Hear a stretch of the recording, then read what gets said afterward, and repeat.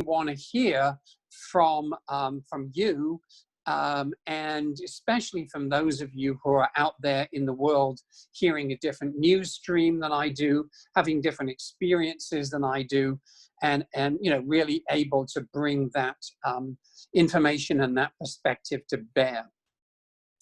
Okay, so typically then I start out these talks by saying, so this is how the Endangered Alphabets project got going and progressed, and this is no exception. So I did my first exhibition of carving in 2010. First edition of my book, Endangered Alphabets, came out in 2010. And in 2011, I had been invited to go to Bangladesh to do some public health work. I was going to be teaching some writing classes so that people who are really at the front lines of infectious disease in public health could write about their experiences, which normally don't get heard in the first world, the world of privilege. And before I left for Bangladesh, I put the word out on social media, are there any endangered alphabets in Bangladesh? Because I didn't know, I still knew virtually nothing.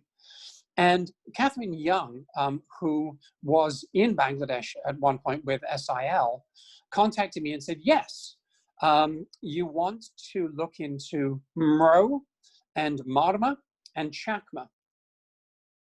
And so I said, okay. And I sent out some emails before I left. And when I got there, I started making some phone calls. So in addition to doing this public health work, I was trying to see, first of all, whether I could get to the Chittagong Hill Tracts, where 12 or 13 different ethnic indigenous peoples have their principal abode, or whether I could at least meet up with people from these various groups. And one of the things I realized pretty quickly was no outsiders were being allowed into the hill tracts. It is a militarized area.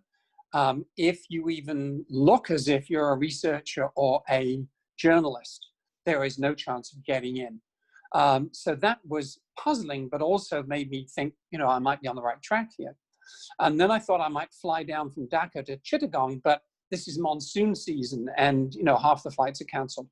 And so I was fortunate enough to be able to find representatives of all three of those groups, Mro, Marma, and Chakma, who are good enough to come to the guest house where I was staying in Dhaka in the monsoon, which, as many of you know, is just an insane time. And they told me what the situation is. And I'm going to give you a little bit of a history lesson here, because really, unless you know history, you don't understand social justice. And in particular, you don't understand why individual people, cultures, alphabets, languages rise and fall. So what I was told was that 1947, pre-partition, when the entire area of South Asia pretty much was British India. And as a Brit, I take total responsibility for much of what is going to happen next. There are many discussions about how that landmass was going to be reapportioned when the British left. And the fact that this is one of the most diverse areas in the world was somehow not really taken into a consideration, because in the realm of human rights, as many of you know, the problem often is governments who like to see themselves as representative of an entire country, and subcultures within that country become inconvenient, shall we say, and their point of view becomes something that is not only not represented, but not solicited. The landmass of British India was roughly speaking divided into India and Pakistan. And Pakistan itself was divided into East Pakistan and West Pakistan. East Pakistan being an area which was largely, but not entirely, Bengali, as we shall see, and West Pakistan being the area which we now call Pakistan, where, again, you have a multiplicity of groups.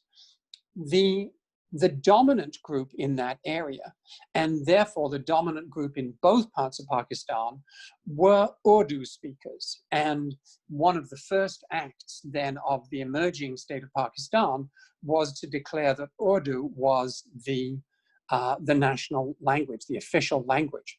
In East Pakistan, this caused a problem because virtually nobody spoke Urdu at all. And eventually, this led to a series of protests and an extremely bloody civil war, which also drew in the Indian army. And eventually, the Pakistan army left, and the new nation became Bangladesh. One of the rallying cries in that movement that led up to the civil war and the formation of Bangladesh was the notion of mother tongue. And the mother tongue movement was the plea by the Bengali population to be allowed to speak and communicate and have official status for their mother tongue, which is Bangla, known to English speakers as Bengali. Unfortunately, as soon as Bangladesh became an entity, they proceeded to follow exactly the same process and said, we're going to have one mother tongue, which is going to be our official language, and it's going to be Bangla. Now, in fact, there are something like 50 indigenous groups in Bangladesh, many of whom do not speak Bangla as a first language or even as a second language.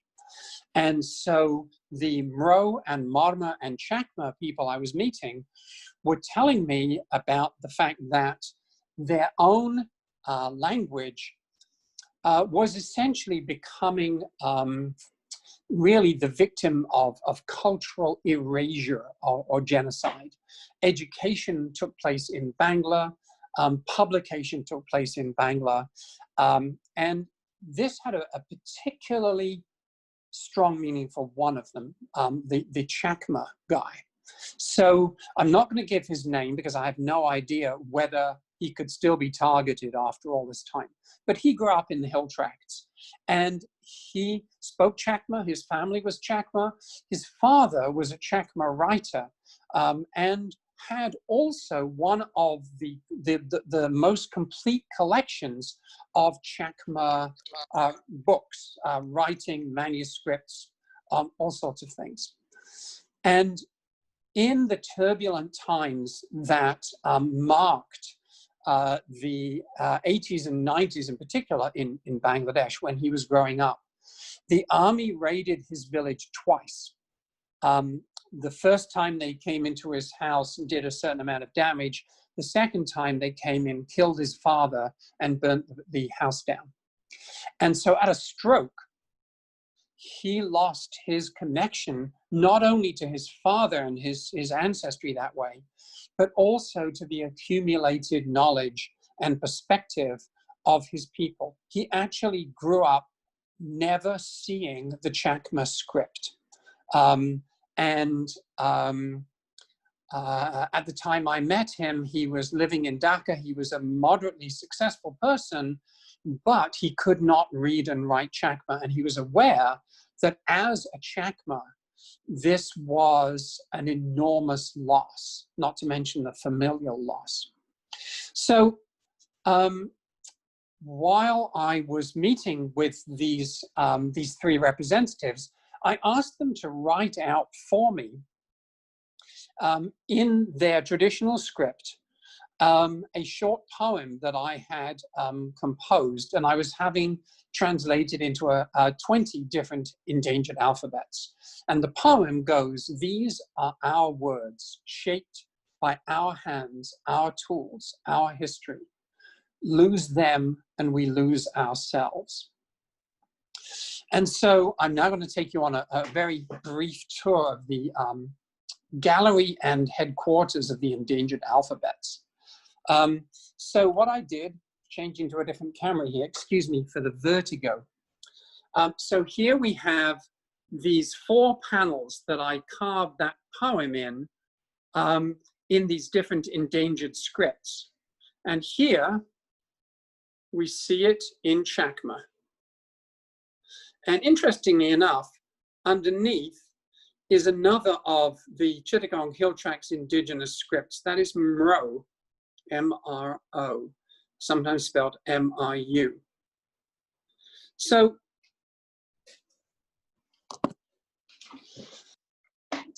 I came back to Vermont, and as planned, I did the carving, and I took photos of the photos of the scripts, and I put them up on the website.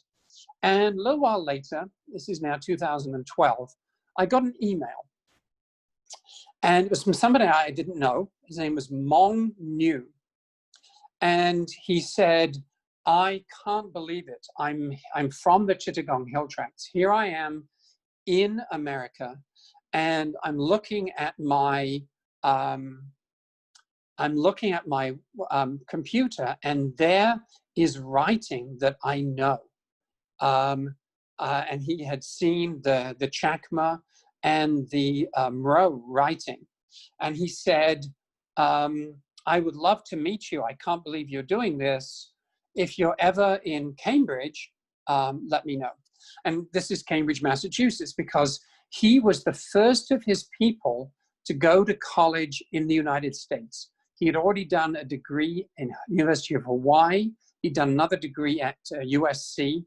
And now he was doing a doctorate at Harvard, where he was learning or deciding or determining or figuring out how to create a multi-mother tongue language curriculum for schools that he was beginning to create in the Chittagong Hill Tracts. So several things come out of this. One of them was the image that you just saw is another carving in Mro that I did. That is not what the hill tracts of Bangladesh look like at all. That's a lot warmer there. That was Lake Champlain. It was a carving that I did that I put up there. And yeah, thank you. That says mother tongue in Mro. And subsequently, I did a carving in Mro and Marma and Chakma and Bangla, and our great designer, Alec, made a poster of it. And it was our first International Mother Language Day poster. So that's the carving that I did, which is now hanging up at an art center in Chittagong. And we felt it was really important to represent all of these scripts on the same carving, on the same poster. It was a very interesting reaction to that poster. A lot of people whom I know in Bangladesh said, "I had no idea," because of course the news about what's happening in the hill tracts doesn't really get out. As I say, journalists are not allowed in. It's very hard even for human rights workers to get in. And so they were finding this out by this extremely indirect route. And I'm going to tell you just a little bit more about the work that I did with Mong. He's actually going to be my guest in the final talk in this series, the one called The Future, where we're going to talk about how to build or how one might build multi-mother language education programs in areas where you have multiple indigenous populations, and a government that is used to thinking in terms of, we have a national language, that's what we do everything in. So I want to show you just a couple of things I've got here. One of the things that Mong and I did straight away was to start collaborating on school books, on children's books, children's narrative books. So this is a children's story from the Hill Tracts that one of the children in one of his classes heard from her, I think, grandmother, and came in and told it to the class, and it was recorded and then transcribed. And my students, because I was teaching college at the time, and I worked on publishing it, putting together illustrations. And as you can see, this is in English and in Marma. This one here is in English and in Mro. And again, this is a folktale from the Hill Tracts. We're getting more ambitious here. This one is in Mro and Marma and Bangla and English. And then we got really ambitious, and we decided that we would do a dictionary. Not necessarily with the aim of making it a teaching tool for children of all age or containing all of the words in the languages, but really to give representation and respect to all these scripts. So here, for example, we have the crocodile, and we have crocodile in Tripura, which is another of the indigenous languages of the Hill Tracts, and also across the border in India. And then in Marma, in Mro, in English, in Bangla, and in Chakma. So we had illustrators, we had translators, my students worked on layout and design, and that became, as far as I'm aware, the first 6-language pictorial dictionary in the world. And then following up from that, I had this kind of wake-up call which said, yeah, what are you doing for the indigenous people where you are? And that was sort of one of my wake-up moments about social justice in general, which is it's much easier to work at a distance or to sympathize at a distance. And so the indigenous people of this area of North America are the Abenaki, and sort of based on the same idea, we created an illustrated dictionary for schools here. This great illustrator who combined Abenaki words with elements of Abenaki folklore. So it's actually not just a dictionary, but there is a degree of sort of anthropology or ethnography in there as well. And we worked with an Abenaki youth group who chose the words, and an Abenaki language specialist who did the translations. So I want to stop talking about me now and start really sort of broadening out and thinking in terms of one of the things that I've come to realize, which is that an endangered alphabet is very often the sign of a defeated culture or a lost kingdom. Now, that doesn't mean that cultures that do not have an endangered alphabet are any worse or any better off. That's simply an area that's sort of outside my kind of very small area of expertise. What I want to look at is a series of cultures where we do know what happened to their alphabet, to their language, to their culture, how all of these forces came together. And as you would imagine, some of these stories are pretty grim. So the first thing we're going to look at is this notion of victory and defeat. Those of us who are in the United States or the First World, we actually don't really know what it means to be defeated, at least in recent history. So let's go to Southeast Asia. Members of a defeated minority are vulnerable in countless ways. When the kingdom of Champa which was centuries old, was in what is now, roughly speaking, central Vietnam. When the kingdom of Champa was overrun and destroyed by the 19th century Vietnamese emperor, the Cham, who were Hindus, because they were Hindus and Muslims, were force-fed beef, and the Cham Muslims were force-fed lizard and pig meat to degrade them and destroy their cultural identity. So one of the things that a conqueror does is they want to avoid the possibility of future resistance. And the more a defeated culture feels their sense of unity and their sense of value, the more likely they are to cause trouble for a militarizing or invading or colonizing force. And so the notion of how do you not only overrun an area of territory or a people, but how do you destroy their sense of themselves is at the heart of what we're going to talk about today. Likewise, the whole notion of how do we sustain our sense of ourselves or regain it is also really important. So we're going to stay in Southeast Asia. And here is a quote from the Karen people. So the Karen people, like the Mong and a number of other people in Southeast Asia, have been on the losing end of a number of military adventures, shall we say.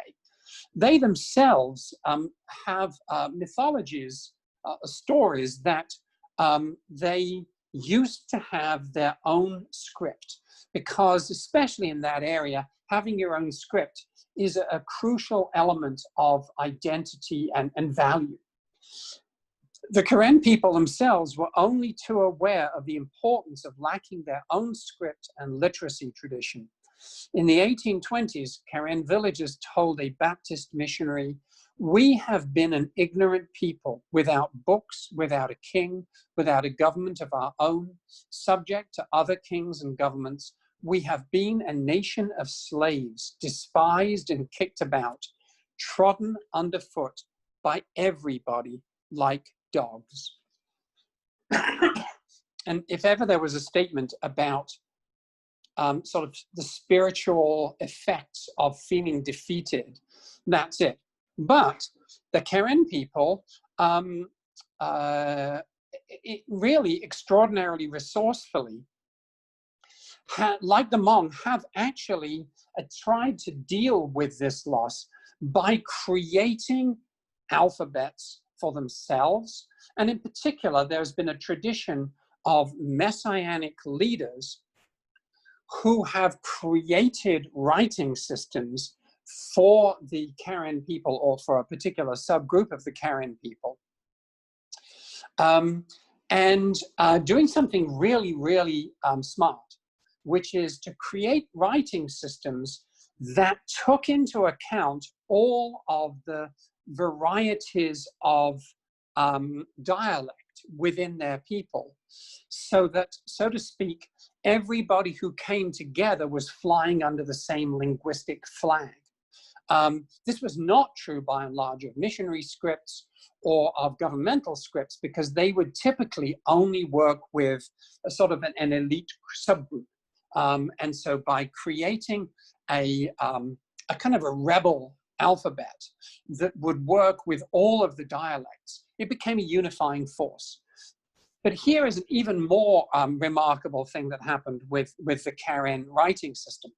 So another Karen narrative of lost literacy relates that an ancestral band of brothers journeyed west in the company of their elder Chinese brothers. But because the Chinese were able to travel more quickly, they often left their Karen siblings behind.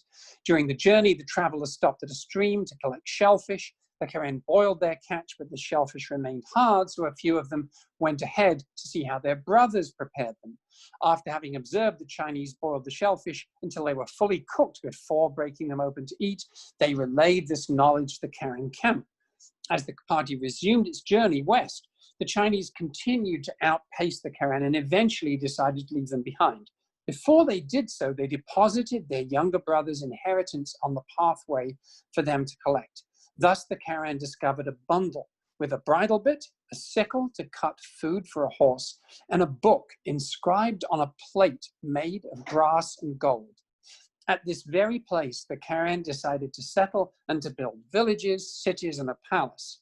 Later, the Burmese came to destroy their civilization, and so the Karen were forced to flee and regroup in the mountains.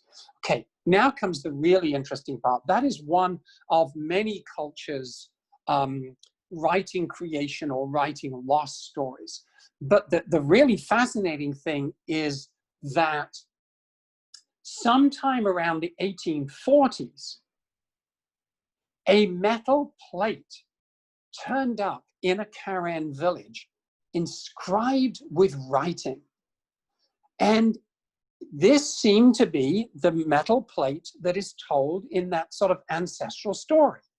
And even though nobody could read the inscription on the plate, the fact that it was their ancestral gift meant that it acquired a kind of occult significance, and feasts were held around the plate. And subsequently, this plate was actually seen by at least 3 or 4 different missionaries who sort of copied it down, and I think one of them may have done a rubbing of it. Do I have a slide of the plate, Alec? Did I send you a slide of the plate? This is where my organization falls to pieces. Anyhow, we may or may not see a slide of the plate any second now. But the kind of really sort of deep mythical part of this is that the plate then disappeared, and nobody knows where it went, where it is now, if it ever existed, and whether anybody was actually ever able to read it, not to mention who wrote it, who inscribed those markings on there. To me, this speaks real volumes for how vital the issue of writing was to a culture that felt so oppressed and so defeated. Okay, so let's move on. We know of a number of alphabets, writing systems, that were not only created and inscribed on plates, but actually organized and taught.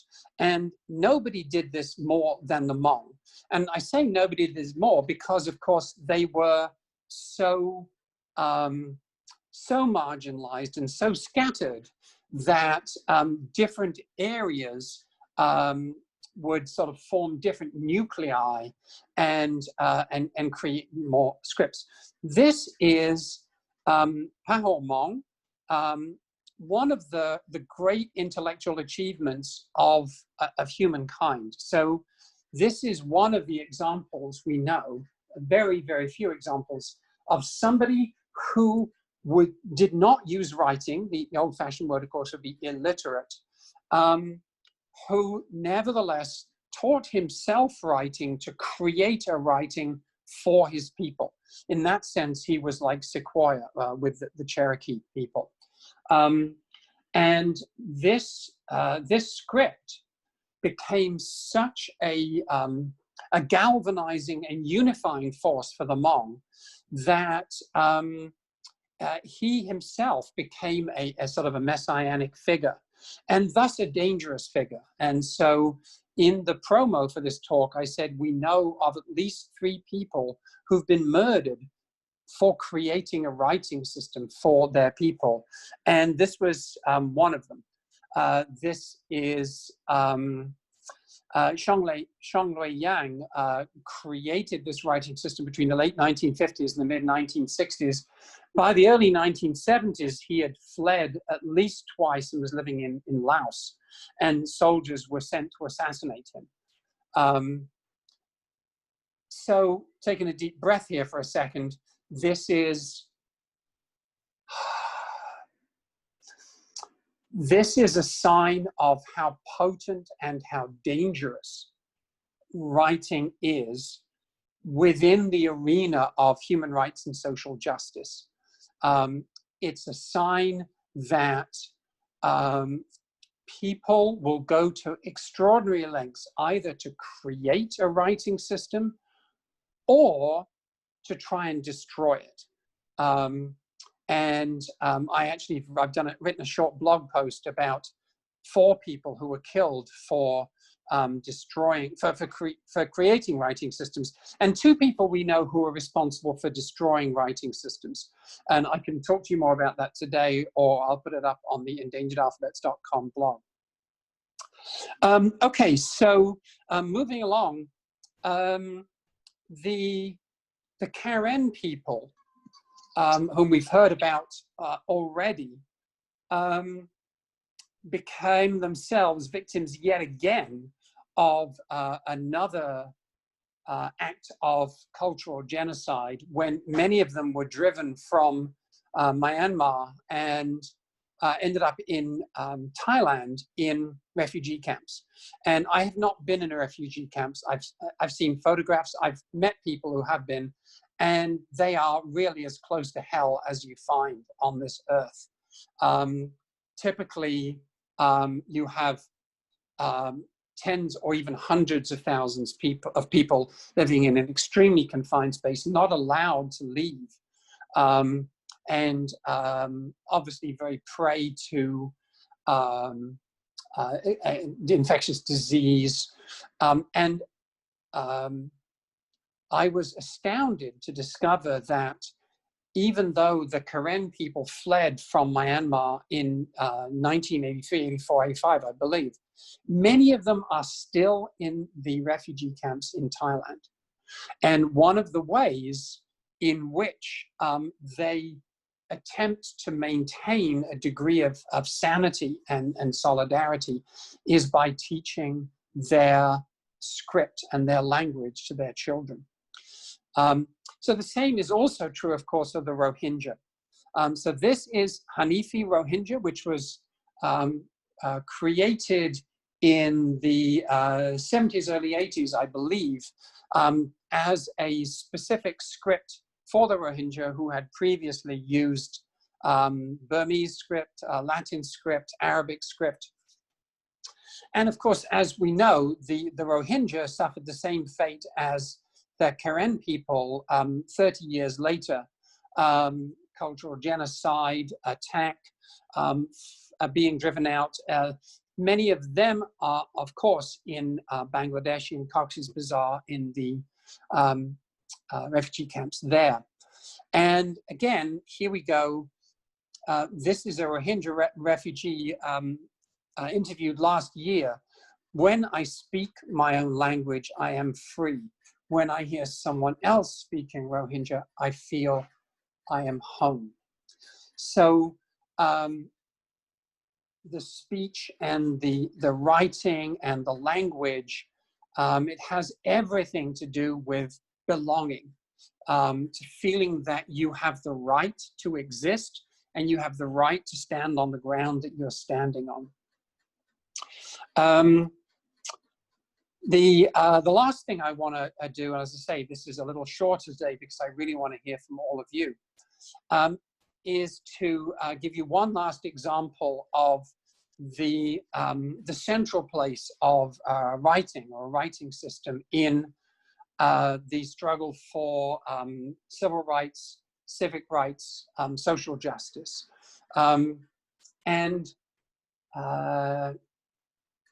There's a bit of a reveal here. So I'm gonna talk to you and then I'm gonna disappear off screen and then I'm gonna come back. So the Amazigh people have lived in North Africa for 2,000 years and more, at one point occupying and moving in an area between the western part of Egypt and the Canary Islands. And a series of invaders have marginalized them, the Romans, the Arabs, the French, and yet there are undeniably stone paintings and carvings that date back to the earliest days of the Amazigh occupation of North Africa in a script called Tifina. closely related to Phoenician. And so when the Amazigh revival began in the 1960s, one of the things that the group leading this, who were exiles in Paris, did was they decided that they were going to revive this ancestral Tifinagh script. And they were also going to create a flag to say visibly, you know, we are our own sovereign people. You know, when you think about that terrible quote from the Karen people saying we have nothing, you know, so when you have a flag, you all of a sudden you have a certain sense of autonomy and sovereignty. And then they decided they would bring those two together, the flag and the alphabet.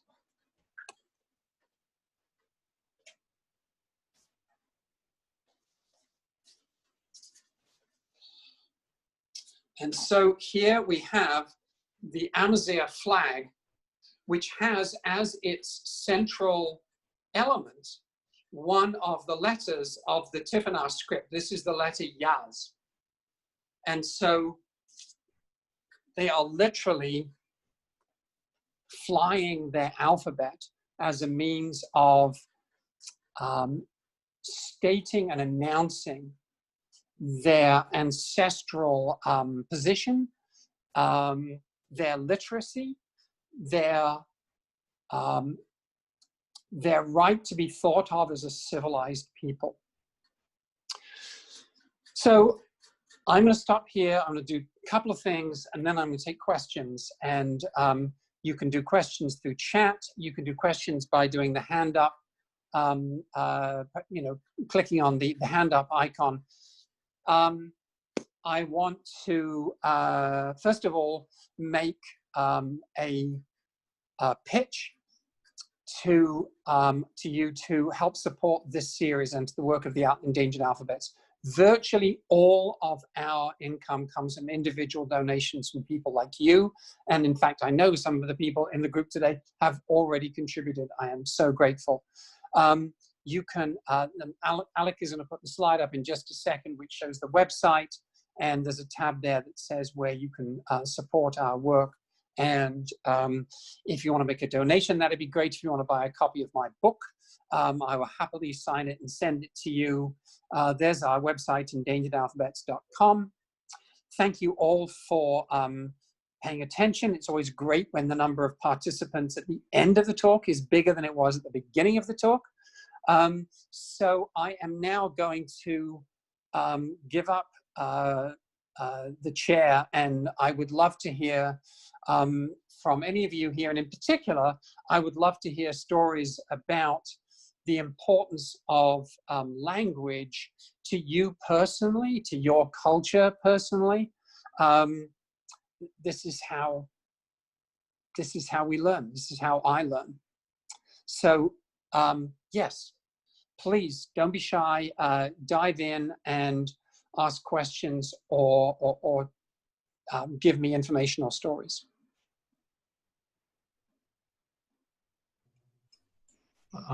This is Greg Cornelius. I work at Google, and yes, and I've been privileged to work with several communities working on not only their languages but their alphabets as well. I met the Cherokee folks about 10 years ago, and I've worked with the brothers who invented the Adlam writing system for the Pular Fulani language, and they actually invited me to come to a language conference in Guinea 2 years ago, which was amazing. 800 people in a room, all excited about their ABCs. So this work is really important to support alphabets, both those that are endangered and those that are coming into the digital world. And just also, I also have worked with Bahudi Chakma, who is my contact in the Bangladesh community for Chakma. And you will not find a finer and a harder working person than him. Thank you so much. Yes, Craig is doing wonderful work. One of the crucial gaps that exists is the gap between revitalizing a traditional script or creating a new script, and then being able to use it on a daily basis, especially in a digital form. And Craig is one of a number of people who's playing a vital role in that Unicode, Noto Sans, Android world, which really has this radical outcome, which is that people in a minority culture can communicate with each other, say by texting, without having to go through a first world language or a first world script. And this is actually a good enough point for me to quote Article 13 from the UN Declaration on the Rights of Indigenous Peoples. This is the conference that Craig went to in Guinea, which I've seen photographs of, and really just looks astounding, is really like this. Indigenous peoples have the right to revitalize, use, develop, and transmit to future generations their histories, languages, oral traditions, philosophies, writing systems, and literatures, and to designate and retain their own names for communities, places, and persons. And having their own writing system that they can write the name of this street or this building or the history of this area so that people can literally see it up on a wall also adds to that sense of belonging, that sense that they're not as marginalized as they were. Thanks, Craig. Other questions?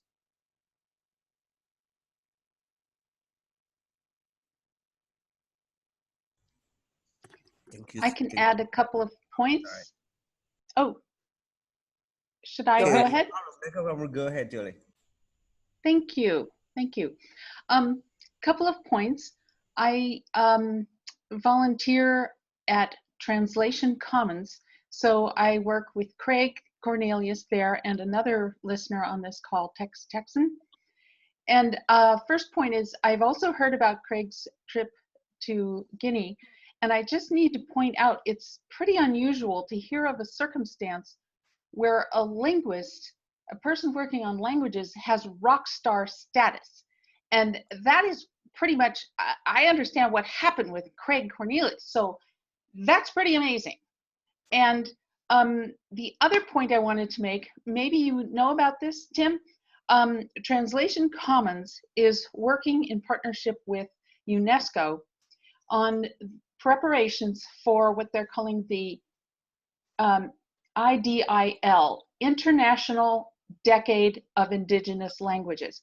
And so Translation Commons is a nonprofit, and we're putting together guidelines for speaker communities anywhere in the world who want to bring their language fully digitally online.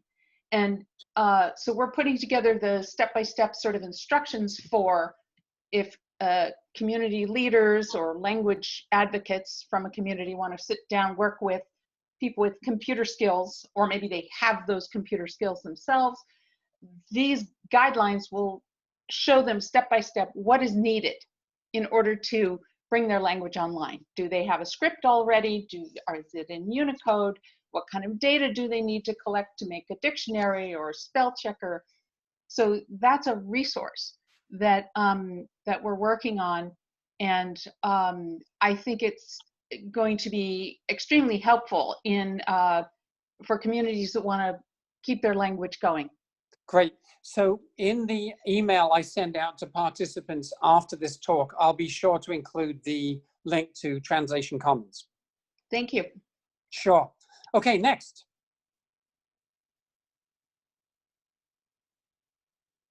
Yeah, thank you so much for organizing this wonderful meeting. So sorry, my screen, my desktop doesn't have a webcam, so you guys cannot see me. My name Lapkar from Cambodia. I am a Cham. Actually, my background was not on language nor a script, but as you mentioned on your presentation, Tim, Cham community is a kind of indigenous people in Southeast Asia. We lost kingdoms in in the early 19th century, blah, blah. Yes, the Cham script is a kind of dangerous integer script as well. So we got two challenges.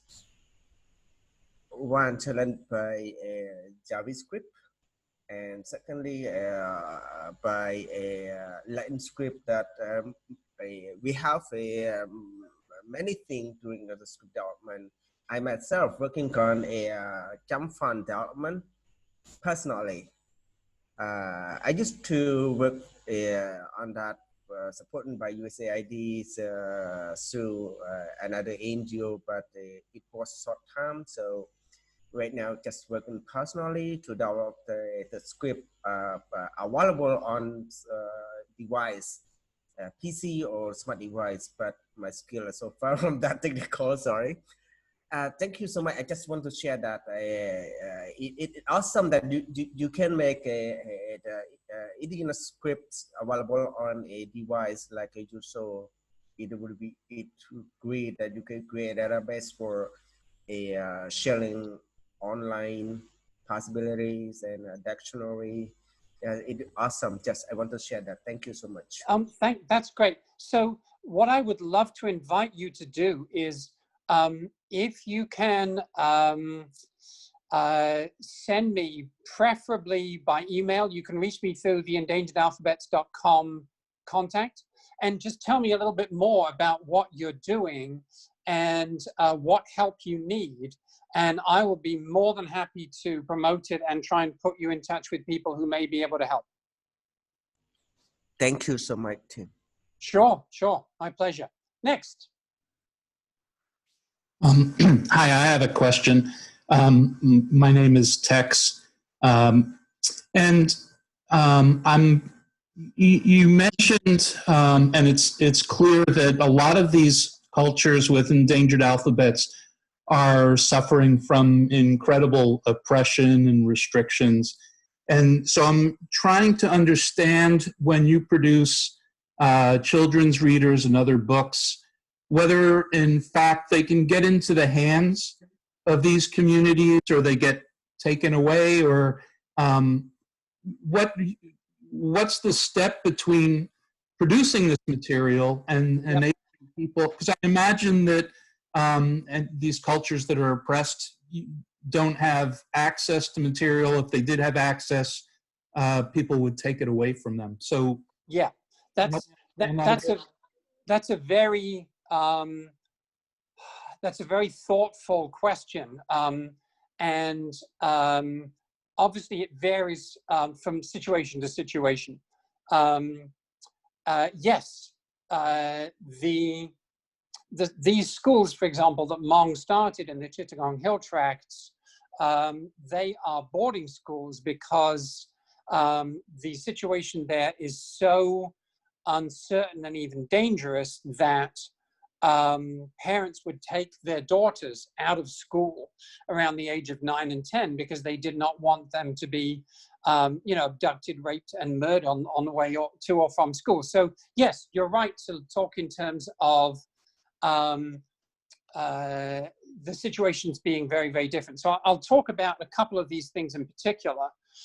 So the obviously locally, you might think the Abenaki, it's a different situation because we're in the United States, we're in a first world situation, and yet even here, I made sure that we got a very small grant, and I made sure that we had enough copies printed so that they could get into the hands of the Abenaki youth group and all the schools in that immediate area. And part of that is to give the nudge to the state of Vermont to say, shouldn't you be creating educational materials for non-natives to learn about the Abenaki and the Abenaki to learn about themselves? That situation is even more true in the Hill Tracts. So yeah, we've created a wide range of educational materials that have got into the hands of the kids.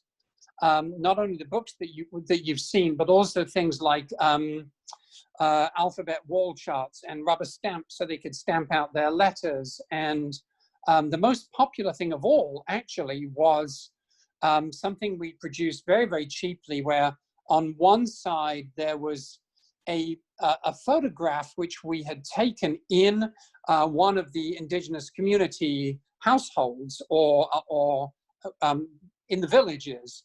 And there's a software you can run out as an outline so it can be colored in. And so we put that there, and we put a number of lines underneath it and invited the kids to color it in and then to tell the story of what they thought was happening. And this turned out to be extraordinarily popular because, first of all, readily available, cheap, etc. Secondly, the kids had never had anything sort of interactive like that they could work with. But in a sense, and this is what your question I think is getting at, the bigger game is to show that educational standards improve dramatically if Indigenous kids learn in the first instance in their mother tongues. And what that means is that the national government can no longer afford to ignore Indigenous children and their education, and is forced to actually make a commitment to provide school books themselves. So the government has actually got as far as making the promise to say, okay, we will actually create some school books in these minority scripts. And first they weren't actually getting out into the schools, and then they were coming out of the schools, but none of the teachers who were assigned to these schools spoke the language so that they could use them to teach. And this is a problem you find all over the world in language or script revitalization, is the issue that you don't have enough teachers who are both skilled teachers and are knowledgeable in the language.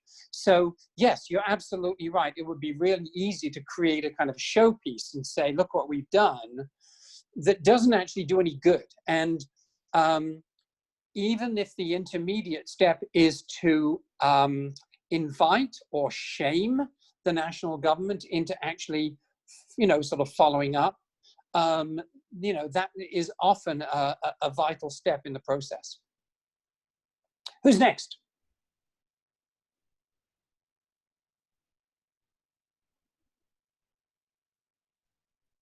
I guess I'll try to say something.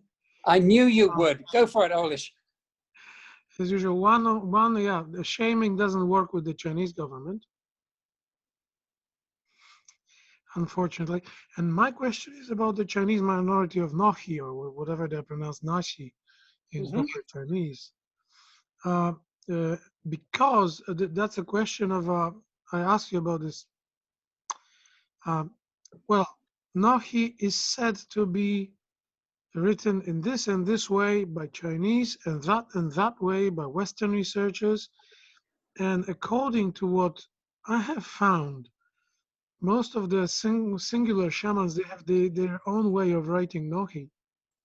And my question is, who is doing the regulation? Who is doing the standardization in order to, for example, to enable the digitalization? Because I know there are efforts of making Nohi dictionaries, but I've been looking through those dictionaries, and those are, because Nohi is very contextual, the Dongba writing is very contextual, very personal, idiolectical, as I would say. And who is doing that? Chinese government or Google or who? Right. So, one of the things that I realized when I first went out to the Cherokee Nation and talked to the editor of the Cherokee Phoenix newspaper, which had started doing a couple of articles in each issue in the Cherokee syllabary, I said, how many people actually read this? And he said, oh, very few at the moment, but you have to put it there so they will get it. And I realized that it would be a great day when somebody wrote a letter to the editor of the Cherokee Phoenix to point out a typo in one of the articles in the Cherokee Syllabary. But you're asking a great question. And Craig, I think I'd love to have you come and speak to this. When you work with a minority community, you must face this question all the time about how to, on the one hand, standardize up to a point, on the other hand, recognize sort of regional or ethnic variance. How do you go about managing that? I can speak to that briefly. First of all, the variance, well, I don't worry too much about language, about the writing systems and the technology for them. So Unicode standard characters and so on. When we build a keyboard, that's where it starts getting tricky as to what version of a language we're supporting. So in the case of a language such as Cree, which actually is many languages up north of you, Tim, and west, it's actually many different languages, and each of them has different orthographies. Google has lots of keyboards for different languages, but different people have said, oh, it's great that you have a keyboard for Cree, but we wish that it had just our words rather than the words of those people who live 200 miles east of us. How interesting. And so the nice thing about these standards is that standards such as Unicode generally support enough characters to enable people to pick the characters for a particular keyboard. And there's no limit to how many keyboards can be built for a language. And there's the QWERTY keyboard for English, and there's also the Dvorak, and there are others. Where you put the keys and what keys you put is not limited by the technology. It's limited by the people who can build such things and deliver them on the platforms that they want. So does that mean you have a keyboard for like Swampy Cree and Woods Cree and Western Cree and all that kind of thing? We don't yet on Android, for example, but we surely could. And the limit there when we get to actually keyboards is not just that people want to be able to find the letters that they type in their particular version of the language, but they also expect that they will have predictive text and word suggestions. And that's where it gets really tricky with different versions. Wow. So the cost of that to gather that data is for the different word lists that should be used is actually much higher than actually doing the bits and bytes stuff to create the keyboard layout. And that's where it's hard for companies to do this well, but there are tools such as the Keyman project, part of SIL, which make it possible for people to build their own keyboards, and they are starting to have word lists as well associated with that. So it's an exciting time when people can not only handwrite, but they can start using the technology to enable their languages on all platforms. Wow, that's. So have a suggestion. You use Tim to cooperate with you, because he's got a great group of people who do it for free. Yes. Well, because they love the languages. Yeah, exactly. I think Craig probably has his own network around the world as well. But yeah, I mean, you could never have too many. All right, let's take one last question, and then we have to call it a night. One last question. Gary. Sure, I had one actually for Craig, probably. Speaking of Cree, or anybody who can answer it, I don't know what the population of Cree is who can speak Cree, but of these people who can speak one of these languages, what's the percentage that are literate and could actually read or write, let alone use a computer for input in their language? I can try to answer that briefly. The answer is it varies widely, and in many cases it's there are a few champions who are developing the writing system again, like Chakma, and they are doing, they're starting schools, small schools, to teach more and more people to read and write in the language. Many people don't even know that it's possible to read and write in their own languages, and so it takes champions in these communities. In the case of the Cherokee, they have a 200-year tradition of using their language, and that's a source of great pride for them. But still, the number of people is relatively small compared to the Cherokee people and the folks who speak the language. So I think that with the right technology and the right connections with people who can support the technology, the numbers of people who read and write their languages can grow quite quickly. In a generation, one could see great growth. So I want to just jump off from there, and this is actually a really kind of nice positive note to end on, this notion of people who are doing heroic things. So the research that I've been doing just in the last, 3 months, I've come across at least 2 people who have been championing an emerging or a revitalized script by writing an entire newspaper by hand. And as in fact the Barry brothers did when they created Adlam.